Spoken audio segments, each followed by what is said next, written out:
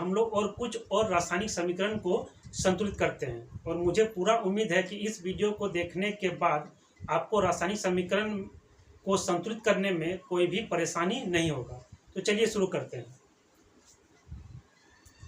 तो सबसे पहले शुरू करेंगे बहुपरमाणिक आयन। तो यहाँ देखते हैं बहुपरमाणिक आयन में हाइड्रोक्साइड है, लेकिन यहाँ तो नहीं है।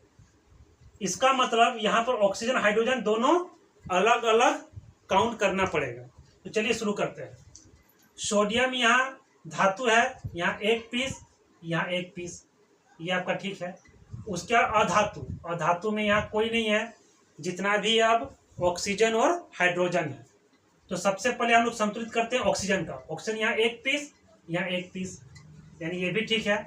उसके आते हैं हाइड्रोजन यहाँ इधर है 2 और इधर है आपका 1, ये टोटल है 3 पीस। और यहाँ के पीस है 2 पीस।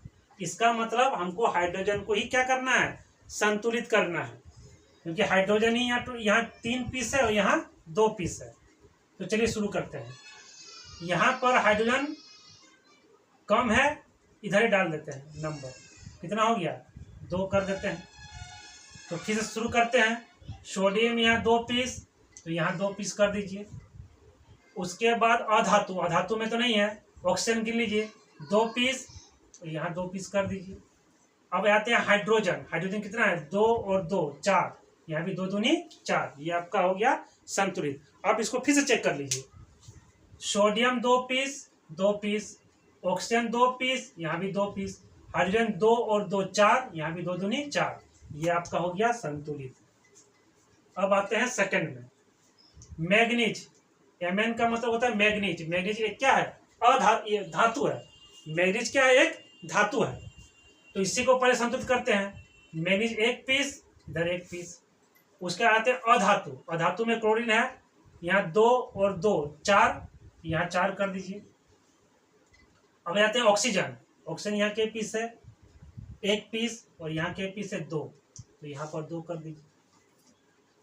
उसके आते हैं हाइड्रोजन, तो हाइड्रोजन यहाँ के पीस है 2 दूनी 4 और यहाँ भी 4 पीस। अब इसको क्या करते हैं, शुरू से एक बार चेक कर लेते हैं।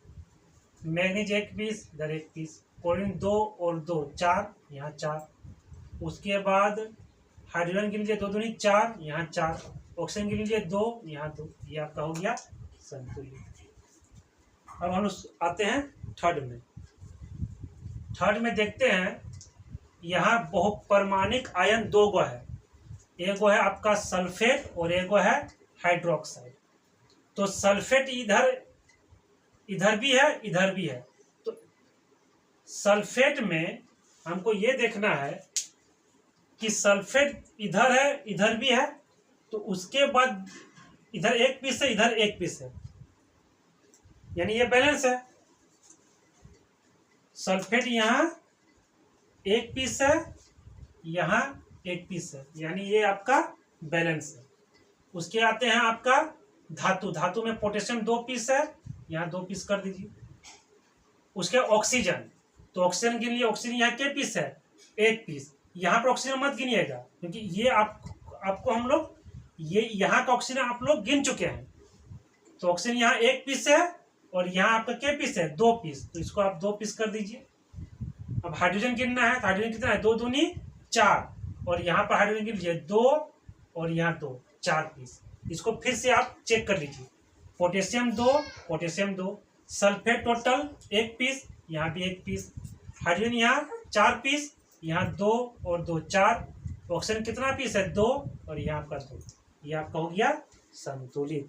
अब आते हैं 4 नंबर। यहाँ सल्फेट आपका 1 पीस है, यहाँ भी 1 पीस है। उसके बाद आते हैं धातु में कौन है, बेरियम क्या है, धातु है। बेरियम आपका 1 पीस है, यहाँ 1 पीस है। उसके आते हैं अधातु में यहाँ क्लोरीन 1 पीस और यहाँ के पीस है 2, तो इसको हम 2 कर देते हैं। अब आते हैं ऑक्सीजन, तो ऑक्सीजन में तो ये काउंट हो चुका है, इसको दोबारा काउंट करने की जरूरत नहीं है। अब आते हैं हाइड्रोजन, तो हाइड्रोजन यहाँ के पीस है 2 और यहाँ 2, ये आपका हो गया संतुलित। इसको आप क्या करते हैं, एक बार शुरू से चेक कर लेते हैं। बेरियम 1, इधर 1, सल्फेट 1 पीस, इधर 1 पीस, हाइड्रोजन 2 पीस, यहाँ 2 piece, chlorine 2 piece, chlorine 2 piece, ये आपका रासायनिक समीकरण संतुलित हो चुका है।